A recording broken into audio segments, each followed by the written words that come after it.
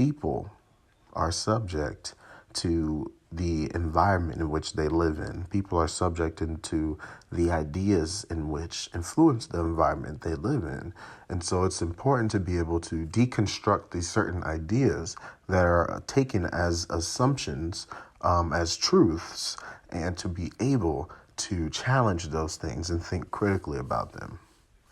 And when you're in that process of doing that, it's important you also seek to reconstruct, the appropriate cultural alignment that really speaks to your epistemological and ontological origins. And so it's important because it's a part of a larger process that allows you to move into a position of stewardship where you're responsible for the dissemination of information and the dissemination of practices that allow people to advance themselves in life, allow the people to build upon the best characteristics that are within themselves and protect that information to be shared for future generations.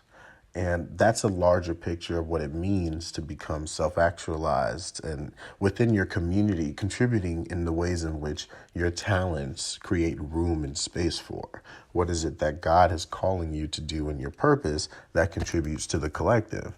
These are the questions that which one must ask themselves on their journey, because it's important to assess that which is within your heart and your mind, and to be able to see what's in alignment and what that isn't, and to not put a label on any of it, but to simply see, to simply observe. And that's important because, again, knowing oneself, right? You must know that which is for you, and you must know that which is not for you. It's important to be able to know that which you desire may be a positive thing or a negative thing. And what does that mean to be able to do that? That is the practice of discernment. When you can discern between the things in your environment, that which is for you and not for you, you're able to begin understanding the risk and or benefits of certain actions and the things that which you want to do in order to experience something, but may create consequences for yourself. And so you begin to have the risk-benefit analysis construct in your mind of what is it that I want to do and what am I willing to deal with as consequences in order to get it. Now you are operating through the ego.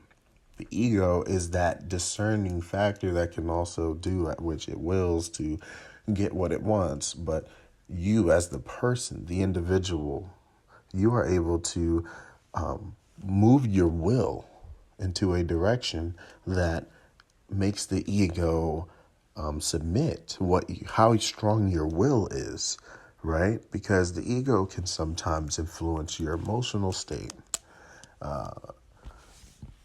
It can influence your even physical state. Things that the ego can push a person to say or do, the things that the ego can push a person to feel about themselves or others, right?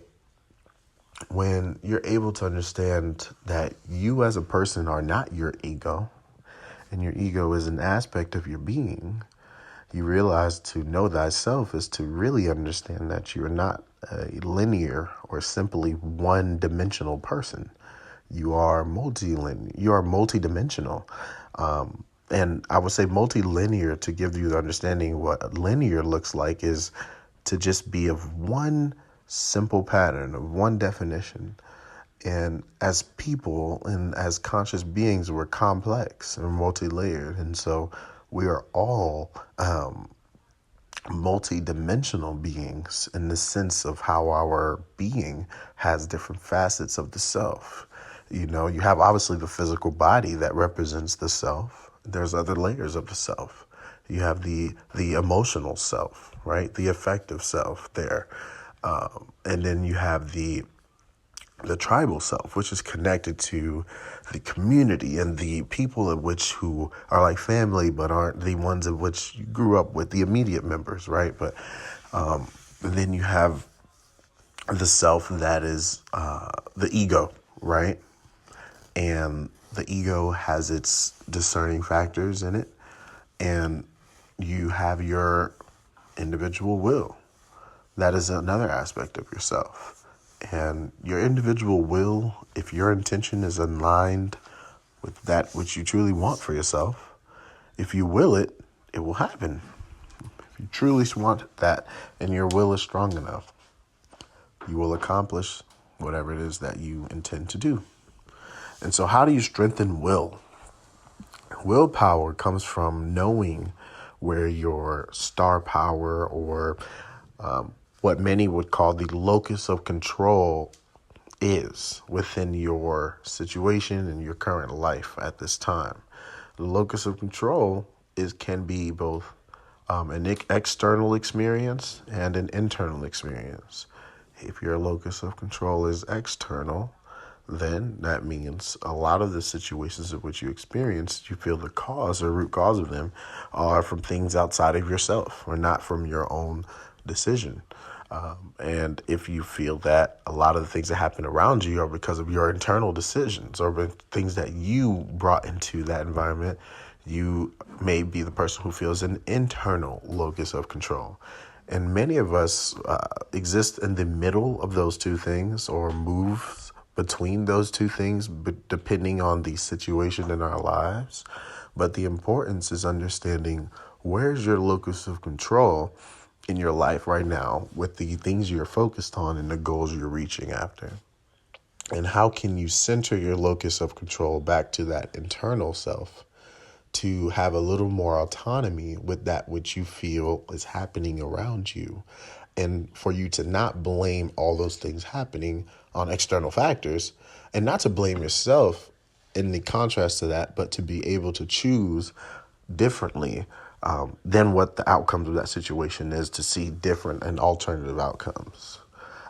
Because you feel the internal locus of control being centered on your internal self, which is where your willpower is, which essentially becomes the star power, where I say star because it's like you're the star of a movie. You can be like the main character in your life if you truly will yourself to do so. And so you're that star. You are the star of the show. But it doesn't mean to let your ego become inflated and believe that everything revolves around you. It's important to hold that awareness, hold that, because you are special. You are a human being that is the spiritual essence manifested in physical form. It is a beautiful thing, but it's important to be aware of how to share your presence with the world. And it's important to know that it's not about conforming to anyone else's idea of how you should be, but it's about how to show up authentically and how to show up with love and reciprocity and truth and justice and righteousness and balance and order and harmony in the way that you carry yourself. To show up that way in all situations, one must be in alignment with their true and best version of themselves. And so, again, I appreciate optimal psychology because it really allows you to be able to assess yourself in a nuanced way that really brings no restraints or limitations in the ways in which you can develop yourself to the best version of yourself possible. And what that looks like for me, and what I feel like that may be for many Black people, is healing.